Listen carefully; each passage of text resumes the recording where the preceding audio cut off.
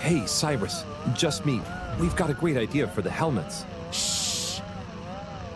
Do you hear that? I, hear a lot of fuzzy static? Yes, sure. But below that. Cy, what should I be hearing? Just let me listen and follow my instructions. We'll get to the bottom of this in no time.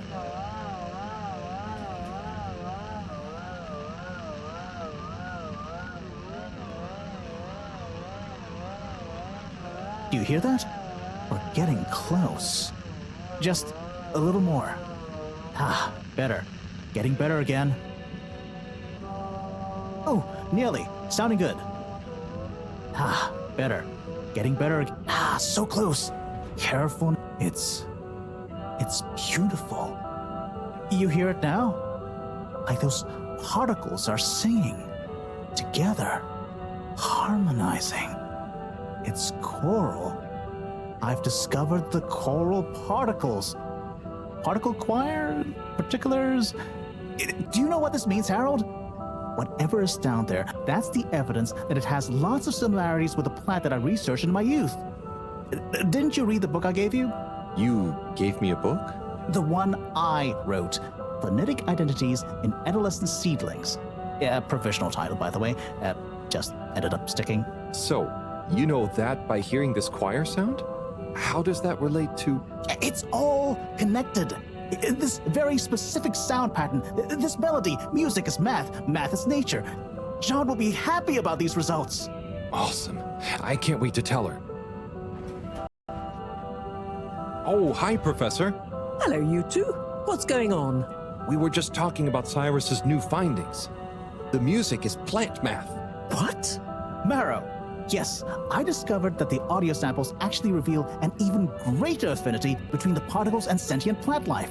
It vindicates my earlier theory, too, the one in my book. That is interesting. So, what's your opinion on the energy container's necessary properties? Well, it makes me think the container will need the option for water flow or some kind of nutrition bed. Might need light control and something to attract the particles into it, too. And given that we don't know the energy potential and given that pollen can... Sigh, that's enough to go on for now, I think. Good thinking, though. I'll handle it from here.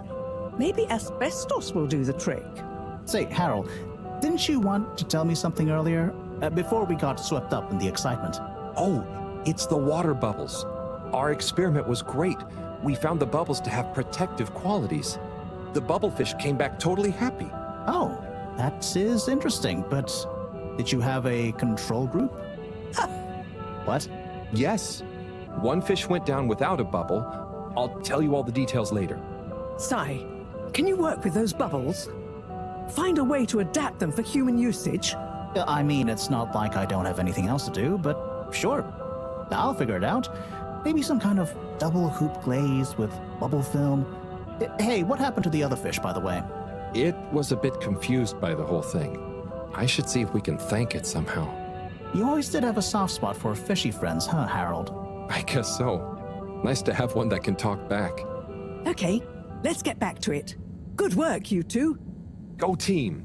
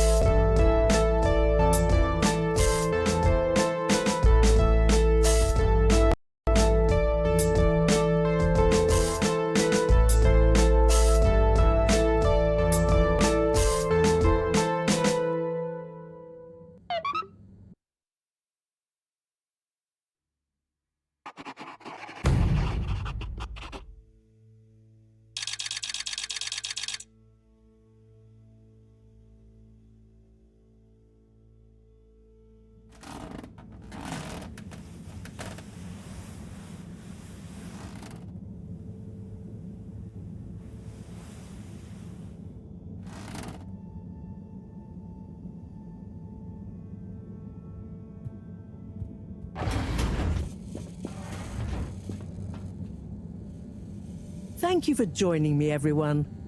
And well done on your efforts in getting to this point. Yeah, at least I could help with this stuff. No time for sulking. We're this close to figuring out whether what's down there can really help us get up there. So, we finally decide on who gets to go down there, right?